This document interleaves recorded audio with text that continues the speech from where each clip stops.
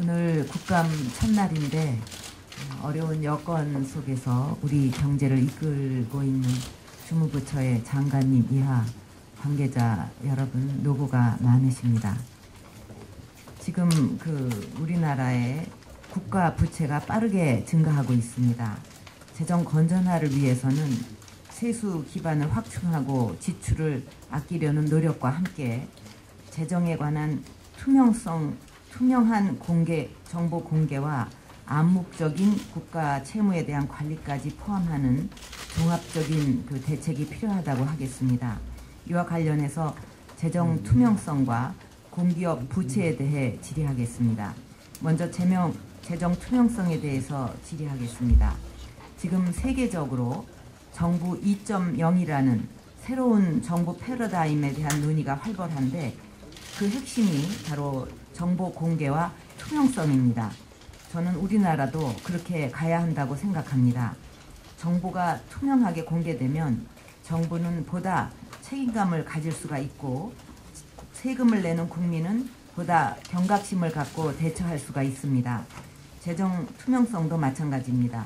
그동안 정부가 여러 노력을 해왔지만 아직 부족한 부분이 많은 것 같습니다. 먼저 지금 제공되는 재정 정보가 정부 기관마다 달라서 혼란스럽습니다. 기재부는 2009년도 국가 채무를 359조로 발표하고 있지만 한국은행은 2009년 9월 현재 일반 정부의 부채를 611조로 추산하고 있습니다. 그리고 통합재정통계와 정부 결산서 통계도 포괄 범위 등이 일치하지 않고 있습니다. 또 정보가 적시에 제공되지도 못하고 있습니다. 국가 채무 통계가 1년에 한 번 4월이 되어서야 발표가 되고 있는데 미국의 경우 연방정부 부채를 매일 단위로 발표하고 있고 미국 국민들은 스마트폰을 통해서 이것을 이용한 애플리케이션을 다운받아가지고 실시간으로 확인할 수가 있습니다. 우리가 실감을 한번 할 수 있도록 제가 한번 보여드리겠습니다. 이게 좀 배터리가 근데 하여튼요 그 애플리케이션 그 부분을 누르면은 미국 연방정부의 그 채무 관계가 실시간으로 숫자가 계속 바뀌면서 국민이 알 수가 있고 따라서 1인당 그 국민 채무가 얼마인지도 계속해서 실시간으로 알 수가 있게 되어 있습니다. 아까 말씀드린 정부 2.0을 주창한 사람이 정부 2.0의 철학을 이렇게 표현을 하고 있습니다. 내버려 두라. 정보만 주면 우리가 할 수 있다. 이 말은 즉 비대한 정부가 모든 국가 서비스를 제공하고 규제를 하는 대신에 정부 자료와 조직을 개방을 하면 민간 차원의 융합 서비스가 스스로 촉발되어서 국가 경쟁력을 증대한다는 것입니다. 지금 이 애플리케이션도 정부가 이렇게 투명하게 공개한 자료를 가지고 민간에서 응용을 해가지고 서비스를 하고 있는 것입니다. 우리나라도 2004년부터 디지털 예산 회계 시스템을 구축해서 지금까지 1,200억 원의 예산을 썼는데 제대로 활용되지 않고 있습니다. 정보가 공개되지 않고 활용되지 않는다면 무슨 소용이 있겠습니까? 우리도 이런 자료를 정확하게 만들고 공개해야 하는 것 아닙니까? 네, 박 의원님 질의에 전적으로 공감을 합니다. 지금 정부도 예산의 편성 단계에서부터 이러한 투명성을 제고해서 국민들과 소통하기 위해서 특히 올해는 편성 단계에서부터 국회에서 개입하는 기회를 만들어서 그런 절차를 거치고 있고요. 또 집행관계 공개 문제도 지금 말씀하신 것처럼 디지털 예산 회계 제도를 도입한다든지 해서 지금 여러 가지 접근을 하고 있습니다. 좀 더 박차를 가해서 그러한 정보 공개의 범위가 확대되도록 노력을 하겠다는 말씀드리고요. 정부 채무 관계도 아까 의원님 지적하신 것처럼 재정 통계 개편 작업이 진행되고 있습니다. 아까 한국은행 말씀하셨는데 지금 현금주의에서 발생주의로 이제 돌아가면은 지금 저희들이 우선 주체하고 관계되는 것은 아까 잠시 말씀드렸습니다만 한국은행이 포괄하고 있는 통계 포괄 범위하고 정부하고 지금 기준이 좀 다릅니다. 그래서 그것을 일치화시킬 필요가 있습니다. 그래서 한 권의 기밀을 해결하고 있습니다. 작업을요. 그다음에 이제 지방재정 통계도 원칙적으로 중앙하고 동일하게 같은 편제로 개편되어 가야 됩니다. 그래서 이런 걸 포함해서 지금 작업이 진행되고 있다는 말씀을 드리고요. 그 두 가지 방향 중심으로 하신 말씀을 앞으로 정책을 하는데 유의하겠습니다. 예, 그것을 실행하는 것은 정부의 의지가 큰 역할을 하고 있다고 생각을 합니다. 현재 그 디지털 예산 회계 시스템에서 제공되고 있는 정보가 상당히 제한적이지 않습니까? 그래서 이 부분에 있어서 제공되는 정보의 내용 그리고 업데이트되는 시기에 대해서 종합적으로 다시 한번 검토해 주시기 바라고요. 그렇게 하겠습니다. 지금 당장 여러 가지로 어렵다면은 그 부채 및 그 자산 통계를 분기 단위로 발표하는 것에서부터 시작할 수도 있다고 생각을 합니다. 그리고 그 장래 재정 운용 계획에 대한 정보 공개도 제도적으로 개선될 필요가 있습니다. 체계적인 재정 관리를 위해서는 법과 제도, 정책이 바뀌면 그 효과가 즉시로 그 중기 재정 계획에 반영이 되어야 되는데 지금 그게 안 되고 있습니다.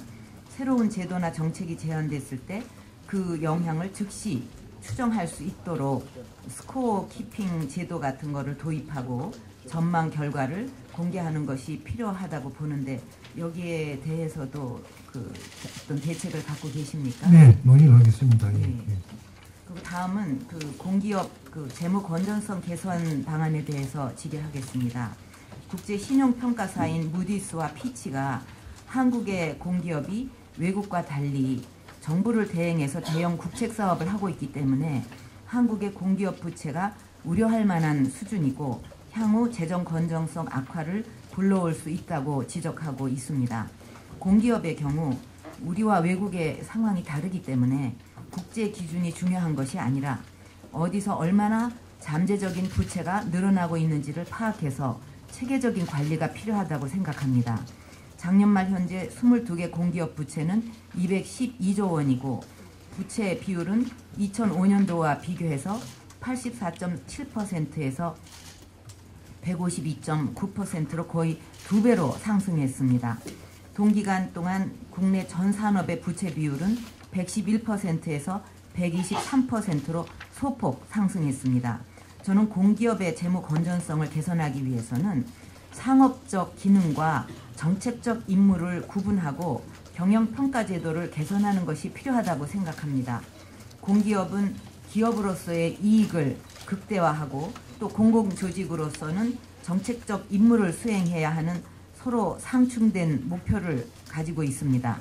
그런데 정책적 기능이 재무 상황에 미치는 영향을 파악하지를 않으면 재무 상황이 악화되었을 때 그것이 경영 비효율 때문에 생긴 것이라 하더라도 공기업은 정책적 기능 탓으로 돌려서 경영 효율화를 위해서 노력할 유인이 작아지게 됩니다. 따라서 정책적 임무에 따른 손실 및 부채를 별도로 보고를 하고 그 근거를 제시해야 된다고 보는데 여기에 대해서 어떻게 생각하십니까? 예, 기본적으로 공공기관의 경영 관리에 있어서 공공성과 상업성의 조화를 기해야 되지 않겠냐는 말씀으로 이해를 합니다. 지금 말씀하신 기본적인 방향에 대해서 저희도 공감하고 저희도 그런 방향으로 공기업 공공기관 선진화 작업을 추진하고 있다는 말씀을 드리고 싶습니다.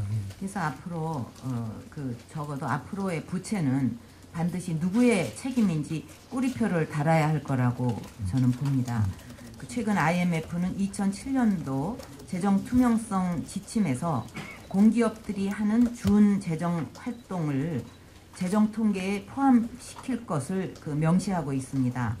그래서 이것을 전문가들하고 상의를 하셔서 그러면 꼭 저는 방법이 나올 거라고 보는데요. 그렇게 하시겠습니까? 그건 조금 이런 측면이 있습니다. 공기업이 부채를 정부가 국가 경영 운영, 국민경제 운영 전체 차원에서 국민에게 차지하는 하나의 부분이니까 관리를 해야 한다는 동의합니다만 이게 재정이나 국가 채무로 넣을 것인가 하는 문제는 글로벌 스탠다드에 맞춰서 그런 기준하고 글로벌 스탠다드를 맞춰야 한다고 생각합니다. 왜냐하면 다른 나라에서는 공기업 부채를 넣지 않는데 만약 우리만 넣어서 우리만 국가 채무가 필요해서로 많아지면 국제사회에서 우리나라의 신뢰가 그만큼 떨어지니까요. 또 반대로 다른 나라에서는 넣는데 우리가 안 넣으면 그것 또한 우리 신뢰를 떨어뜨리는 길이 아니겠습니까? 그래서 뭐 그러한 것을 편제 파면하는 것은 국제적인 흐름하고 맞추어서 그렇게 편제를 해야 한다고 생각하고요. 예. 관리는 굉장히 신경을 써야 한다는 그 부분 저희들도 유의하겠습니다. 예, 그래서 뭐 포함을 시키든 요 조금 남았습니다. 포함을 시키든 안 시키든 이것이 누구의 책임인가, 정책적인 데서 나오는 것이냐, 경영 비효율에서 생긴 것이냐, 이런 것을 분명히 적시를 해야 될 필요가 있다고 생각을 그래야 합니다. 그래야 효과를 볼 수 있다고 생각합니다. 그리고 경영 평가 제도의 개선도 필요합니다. 현재 평가 기준이 모호해서 피평가 기관의 그 경영 개선에 별다른 도움을 주지 못하고 있습니다. 현재 비계량 지표가 50%나 되는데 기관들의 수용도를 높이려면 계량화가 중요하고 비계량 지표도 좀 더 표준화와 그 유형화가 필요합니다. 그리고 향후에는 이것도 지금처럼 공기업 존치평가 제도를 도입을 해서 3년에 한 번 정도 정책적 임무가 아직도 유효한지 점검을 해서 존치 이유를 평가하는 것이 필요하다고 봅니다.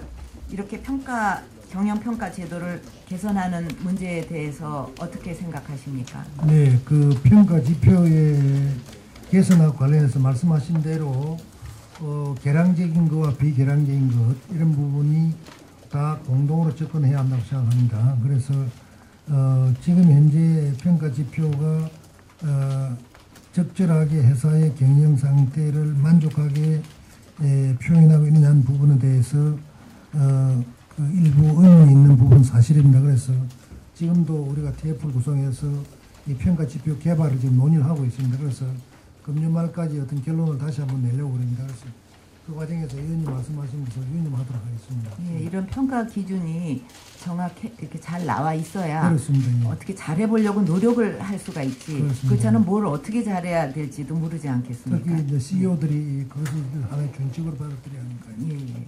그렇습니다. 이상입니다. 감사합니다. 예, 수고하셨습니다.